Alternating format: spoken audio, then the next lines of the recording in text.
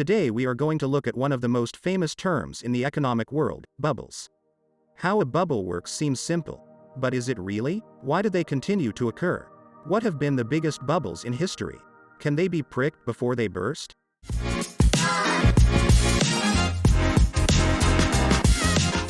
Hello and welcome to the Money Street. Let's cut to the chase. A bubble is when any good increases its price in the market at great speed and far above its real value. The best example of what a bubble is found in the first great bubble in history, the Tulip Crisis. When the Netherlands gained its independence after defeating the Spanish Empire, the country became one of the main points of world trade, and Dutch ships managed to open or take over new trade routes that allowed them to bring in a lot of spices from Asia. This created a lot of nouveau riche in the country, who dedicated themselves to the rich trade and lived in ostentatious houses surrounded by gardens full of flowers. In the gardens of these rich people it became fashionable to have tulips, since they were exotic flowers coming from Asia and it was very difficult to make them bloom. So this fashion of having tulips made them scarce and their price automatically went up. In addition, a virus began to affect tulips. The broken tulip virus. Many of the tulips that were affected by this virus ended up dying, but a few just changed their appearance and became more beautiful and showy. So all the rich wanted to get their hands on this rare variety of tulip, and their prices rose even higher than those of normal tulips.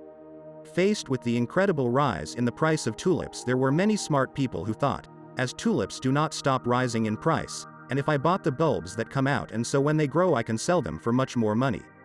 So now tulips were not only demanded by the rich for their gardens but also by people who wanted to buy them to speculate with their price, that is, to sell them more expensive than they had cost. In a very short time, and as tulips take a long time to grow and more cannot be created overnight, the prices of tulips continued to rise. Many people made a lot of money buying and selling tulips, and that caused a pull effect on the rest of the population. Everybody wanted to participate in the money making from buying and selling tulips. In fact, some people went into debt to buy tulip bulbs at astronomical prices. With all these new buyers, the price of tulips went up and up to the point that one tulip bulb was worth the salary a craftsman could earn in 10 years. Gradually people began to become aware of the folly of a flower being worth 10 times a craftsman's salary, and suddenly there came a point where everyone realized that it made no sense. What happened was to be expected. Everyone who had tulips tried to sell them to recoup their investment, and everyone who didn't have tulips realized that buying them was foolish. It went from a scenario where demand was greater than supply, which pushed prices up, to a scenario where supply was much greater than demand. As no one wanted tulips anymore and many were eager to sell them, the price of tulips started to go down and down. The bubble had just burst, and many people who had sold everything to buy tulips and had even gone into debt went broke and were left with a sad, pretty flower that was worthless. Since then there have been a lot of bubbles. In the 18th century it was England, when the shares of the South Sea Company reached stratospheric prices. That company had a big business behind it, as the company had a monopoly on trade with the Spanish colonies in Latin America. However, no asset, no matter how valuable, is safe from suffering a bubble. The company's shares rose so much that they ended up being well above their value. When minority shareholders started selling their shares to pay off the loans they had taken out to buy them, the share price plummeted. Many British banks failed and the British economy collapsed.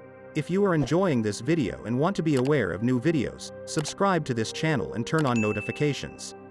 The same thing happened in the crash of '29, which we have already told you about in the channel.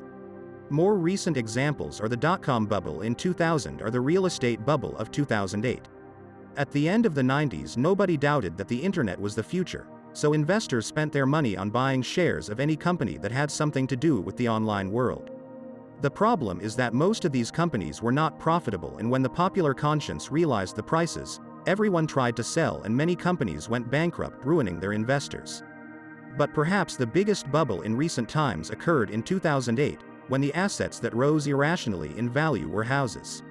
Yes, those that many experts say never go down. In this case the problem was toxic mortgages, also known as subprime mortgages. Let me explain. The banks gave mortgages to a lot of people with hardly any solvency at astronomical interest rates. While housing prices were rising, nothing happened, because if they could not pay, they sold their house, and as the house they sold it at a higher price than it cost you. With the profit you could pay and cancel your mortgage. However, when houses stopped rising and people began to be unable to pay their debts, Everyone wanted to sell, driving prices down and taking many banks such as the giant Lehman Brothers with them. This fall was accompanied by stock market crashes and a large increase in unemployment, which aggravated the crisis, which spread throughout the world. It was especially hard in Spain, where they had their own real estate bubble. But well, let's go on. These are the examples, and I think you can get an idea of what a bubble is. But, can they be predicted? And more importantly, can they be fought? Most bubbles present a similar graph, in which several stages can be observed. The first step in a bubble is when the asset in question starts to generate some interest, either because of a fad or the disruption of a new technology. Investors with more vision begin to take an interest in the asset in question, and its price begins to rise. After this rise, the first brave investors begin to take profits, lowering prices somewhat. This happens either because the technology behind this new bubble is still in its infancy because the companies behind the asset in question are not yet producing profits, or simply because investors want, as we have said, to take profits. At this stage, most investors are investment funds and professional investors. After this small drop produced by the exit of the first brave ones, many investors start to enter the stock, as it presents a more attractive price. And this is where the madness begins. The rises produced by investors attracted by the good prices and past profitability begin to demand the asset in question, creating an oversupply and driving up prices. The media gets wind of the situation and suddenly everyone starts to hear about it and become interested. This is where small investors come in, who get excited about their new investment and often exaggerate their returns.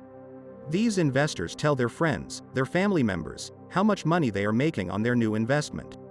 Many of them, believing they are late to the party, jump in with everything to compensate, and others, intoxicated by their potential gains, do not think of selling and withdrawing their profits, but go into debt to buy more.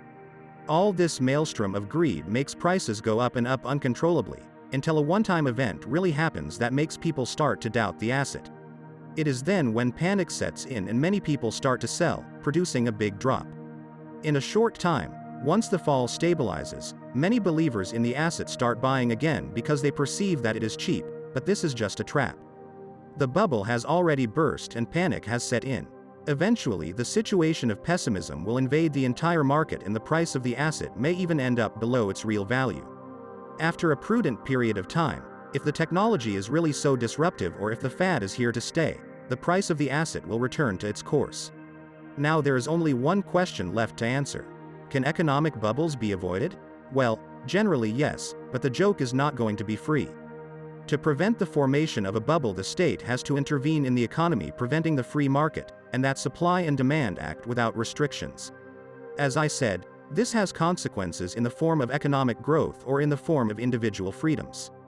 There are mainly two ways to prick a bubble before it gets too big. The first option is by increasing regulation, as there are some bubbles that can be pricked before they burst, making the idea of speculating in a given asset less attractive. The other option is to eventually prohibit or limit this speculation. An example might be a government that, in order to prevent speculation in cryptocurrencies, limits the amount of cryptocurrencies a person can hold. Another example could be the case of a real estate bubble, in which an additional fee is charged on the construction of new homes. In any case, there may be situations in which regulation is not sufficient or undesirable for political or economic reasons, in which case central banks can raise interest rates. Higher interest rates will discourage people from taking on debt, since they will have to pay more interest for it, so that the bubble may not reach the pointlessness it reached at times like the crash of 29. This last option is explained in the last video we have posted, where you can understand how the interest rate affects consumption and inflation. Let us know in the comments if you know of any bubble that could burst at any time, or any other bubble from the past. Thanks for watching The Money Street, and don't forget to click the subscribe button for more financial videos.